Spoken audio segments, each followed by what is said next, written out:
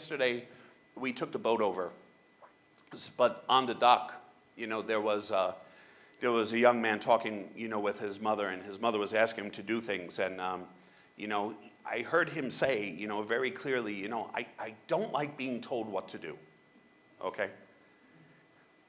And it made me think, well, I'm 52 years old, I'm a chief executive, and I still answer to a board who ultimately then answer to funders, who ultimately then answer to their families. And so I'm not sure there's ever a time of our life where we're not listening or responding to someone asking us or telling us what to do. Even if we're in private business, as Marcia can tell you, you're answering to the customers. There's always something, and they're probably even worse than board members, so I feel bad for Marcia. But ever since we're kids, we're always taking direction. The people we listen to are the people we feel have some sort of control over something or an outcome in our life. And so this boy is listening to his mom because he knows otherwise he's going to get thrown into the water off the dock, right? I listen to my board because my job is dependent on some of that, right? And we could go through this and we talk about how we answer to and we fulfill things that are being asked of us because we feel that that person has leverage over us or is important in our life and we want to do this, whatever the case might be.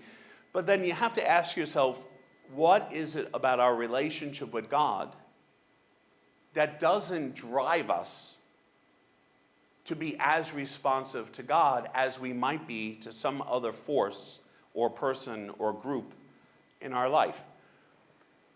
If you think about the 30s, 40s, 50s, 60s, 70s of religion, especially Christian religion, that whole thing around, fire and brimstone, well, the reason for that was because preachers believed that you could not entice people to respond to God just because God loved them.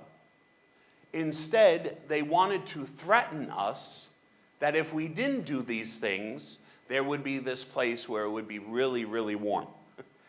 And the reaction was that people responded to that, and even now, that fear is still what some churches use and preachers use because it is a motivator.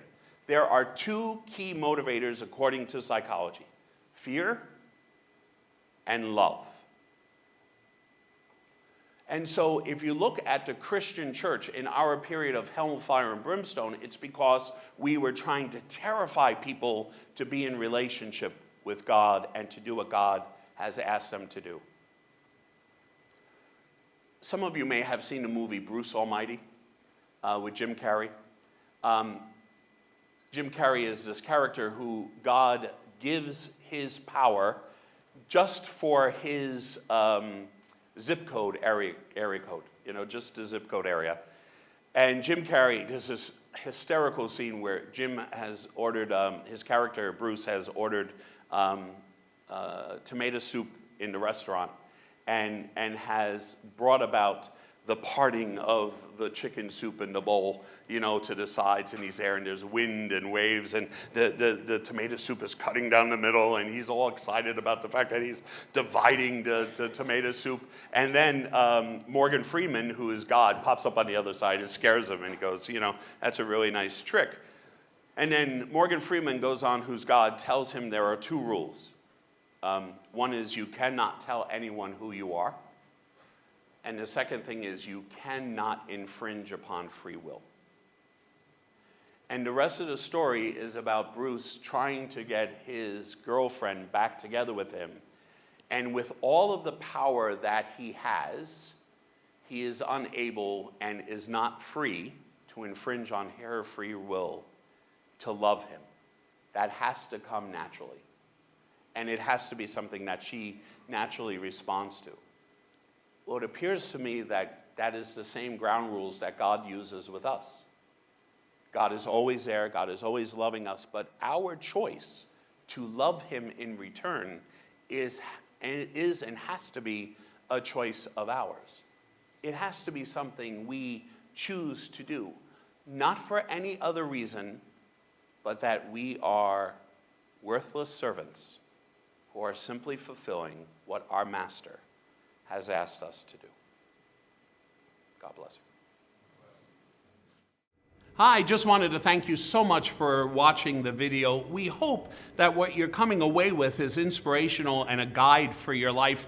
We're really glad you could be part of our community. Please be sure to like and subscribe to this channel so that you can be continually updated with our new music videos, our new sermons, our new services that are published, so that you could stay connected with us. Thanks so much again. God bless you.